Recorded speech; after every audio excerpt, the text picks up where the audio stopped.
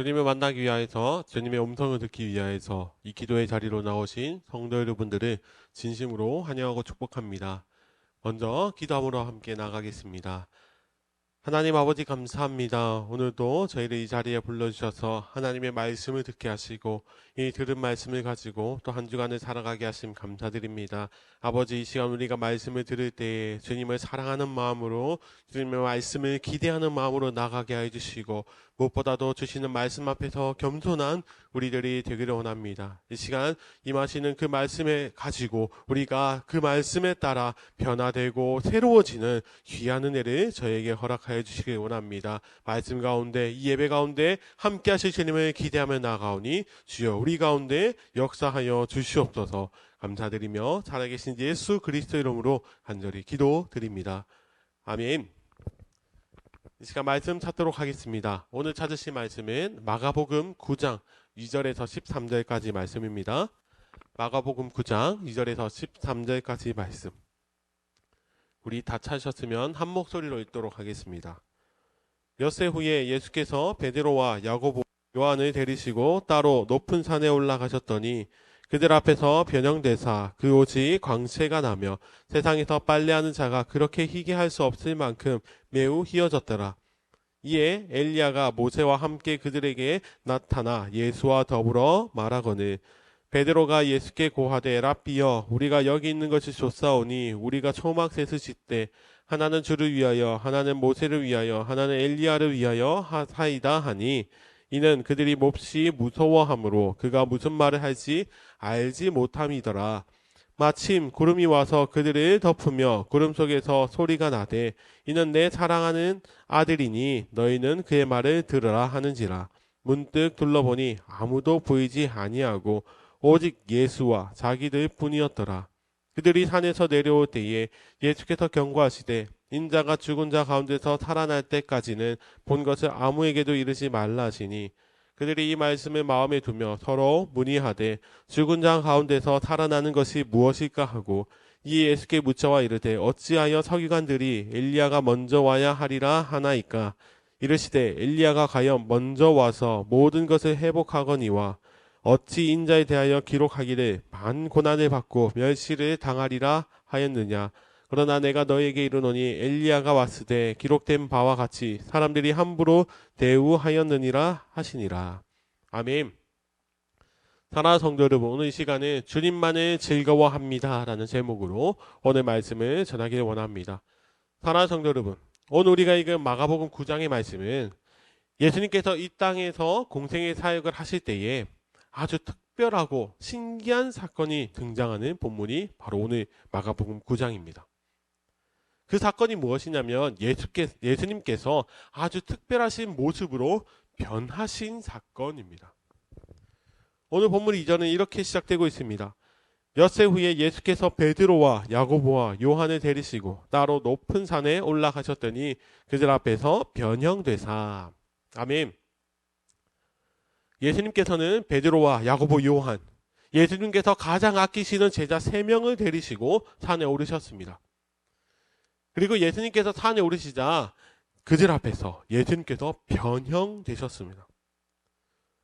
그래서 오늘 이 본문의 사건을 흔히 변화산 사건이라고 표현을 하는데 예수님께서 어떻게 변하셨나 하니까 3절 말씀에 보니까 이렇게 변하였습니다. 옷이 광채가 나며 그것이 이 세상에서 아무리 빨래를 잘하는 사람이 했다 하더라도 할 수 없을 만큼 흰 밝은 모습으로 예수님께서 변하셨습니다. 그리고 중요한 것은 4절입니다. 4절에 읽어보도록 하겠습니다. 이에 엘리야가 모세와 함께 그들에게 나타나 예수와 더불어 말하거늘. 아멘. 예수님께서 가장 밝으신 모습으로 변하신 다음에 모세와 엘리야가 나타났습니다. 당시 이스라엘 백성에게 있어서 유대인에게 있어서 모세는 그리고 엘리야는 매우 특별한 상징을 가진 믿음의 조상들이었습니다. 모세는 하나님께 율법을 받아 백성들에게 전해준 믿음의 조상이었고 또 엘리야는 선지자를 대표하는 인물입니다. 유대인들이 가장 우러러보는 선조들을 지금 예수님께서 영광스러운 모습으로 변하셔서 만나고 계십니다. 하나님께서는 이 사건을 통하여서 제자들에게 상징적으로 보여주고 계십니다. 무엇에 대한 상징인가요? 먼저 모세가 하나님의 율법을 받으러 올라갔을 때 아론과 그 아들 2명을 데리고 올라갔던 것처럼 3명이서 갔습니다. 예수님께서도 비슷한 모습으로 지금 제자 3명을 데리고 올라가십니다. 마치 하나님의 율법이 선포되었던 신의 산을 떠오르게 하시는 모습이 바로 오늘 본문입니다. 거기다가 예수님과 대화하고 있는 엘리야는 메시아의 길을 예비하는 그런 믿음의 선지자를 대표하는 자입니다. 이처럼 모세와 엘리야는 율법과 선지자를 상징하고 있는데 거기다 율법과 선지자는 통틀어서 구약을 전체를 의미하고 있습니다. 하나님께서는 예수님께 모세와 엘리야를 보내신 이유가 그들과 함께 하고 계시는 예수 그리스도가 구약의 말씀을 성취하시는, 온전히 성취하시는 메시아이심을 나타내시기 위해서 지금 모세와 엘리야를 제자들 앞에서 보여주고 계신 것입니다. 그래서 베드로는 그 영광을 체험하고 나서 예수님께 이렇게 말씀을 드립니다. 예수님, 초막셋을 지어서 하나는 예수님, 하나는 모세, 하나는 엘리야를 위해서 기념하겠다라고 합니다. 베드로가 초막을 짓겠다라고 하는 것은 이스라엘의 명절인 장막절, 초막절에 관련이 있는 것인데 이 영광스러운 만남을 기념하기 위해서 일종의 기념비로 초막을 짓겠다고 합니다. 그런데 6절 말씀을 다 같이 한번 읽어보겠습니다. 6절입니다. 이는 그들이 몹시 무서워하므로 그가 무슨 말을 할지 알지 못함이더라. 그 수많은 기적을 경험했던 베드로도 영광의 모습으로 변하신 예수님을 보자 그 영광에 두려워서 말을 어떻게 하지 알지 못한다라고 말하고 있습니다. 거기다가 7절에는 구름이 덮이며 하늘에서 소리가 들리는데요. 그 말씀이 무엇인지 7절도 읽어보도록 하겠습니다. 마침 구름이 와서 그들을 덮으며 구름 속에서 소리가 나되 이는 내 사랑하는 아들이니 너희는 그의 말을 들으라 하는지라. 아멘. 하나님 아버지께서 제자들에게 말씀하십니다. 이는 내 사랑하는 아들이니 너희는 그의 말을 들으라. 그곳에 구름이 덮이며 하나님의 임재가 그곳에 가득하였고 또 하나님의 음성이 그들에게 권면하십니다. 이는 내 사랑하는 아들이니 너희는 그의 말을 들으라. 그리고 이 말씀이 끝나자마자 제자들이 주위를 둘러보니까 주위에 모세와 엘리야는 온데간데 없고 예수 그리스도와 자기들 뿐이었습니다. 사랑하는 성도 여러분, 하나님께서 제자들에게 말씀하신 이 음성을 우리도 기억해야 합니다. 그의 말을 들으라. 과거 유대인들은 모세의 율법이나 엘리야 선지자와 같은 선지자의 말을 듣고 따랐습니다. 그것이 전통이었고 그것이 유일한 말씀이라 여겼습니다.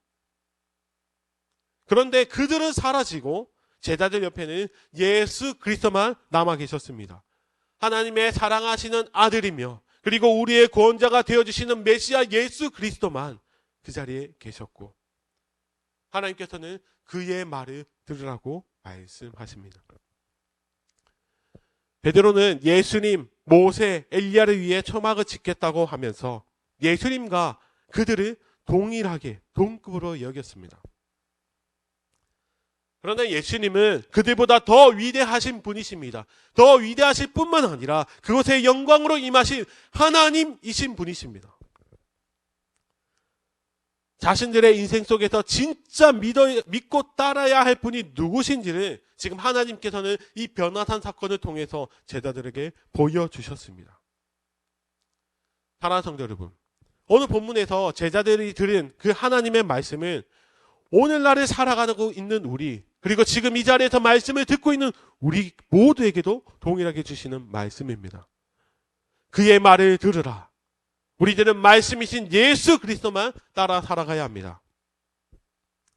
혹시 우리의 신앙의 모습이 교회에서 내려오고 있는, 오랫동안 내려오고 있는 전통이나 형식을 따라 신앙생활을 하고 있지는 않았습니까? 아니면 우리의 삶의 모습이 말씀보다 내 생각이, 말씀보다 다른 사람들의 말을 따라 살아가지는 않았습니까? 사랑하는 성도 여러분, 그의 말을 들으라고 하신 그 하나님의 음성은 우리가 오직 예수 그리스도를 중심으로 살아가야 함을 우리들에게 명령하시는 것입니다. 모든 것이 사라져도, 이 세상의 모든 것이 사라져도 말씀은 오직 예수 그리스도는 영원하심을 믿고, 우리가 세상 끝날까지 우리와 함께 해주시는 예수 그리스도만 우리의 삶의 중심을 모시고 살아갈 때, 우리는 비로소 하나님께서 기뻐하시는 자녀의 삶으로 이 땅에서 정말 행복한 삶을 살아갈 수 있게 됨을 우리는 믿을 수 있어야 합니다. 사랑하는 성도 여러분, 우리가 오늘도 이 말씀을 붙들고 살아가길 원합니다. 오늘 살아가는 이 하루뿐만 아니라 우리의 모든 인생이 주님만을 위해, 주님 한 분만을 위해 처막을 짓고 정말 주님만을 우리의 삶의 중심에 모시며 주님의 말씀을 듣는 것을 즐거워하는 진짜 행복한 삶을 살아가기를 원합니다. 그리하여서 오늘도 우리가 주님 한 분만으로 즐거워하며 기뻐하며 살아가는 복된 인생을 살아가는, 정말 하나님의 자녀의 인생을 살아가는 우리 모두가 되시기를 예수님의 이름으로 간절히 축원합니다. 아멘. 이 시간 말씀을 기억하시면서 함께 통성으로 기도하며 나가기 원합니다. 하나님, 우리가 그의 말씀을 듣기를 원합니다.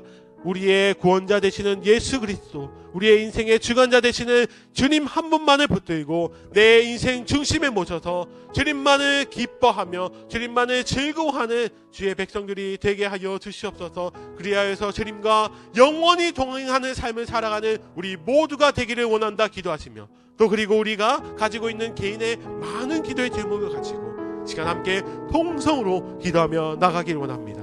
기도하겠습니다.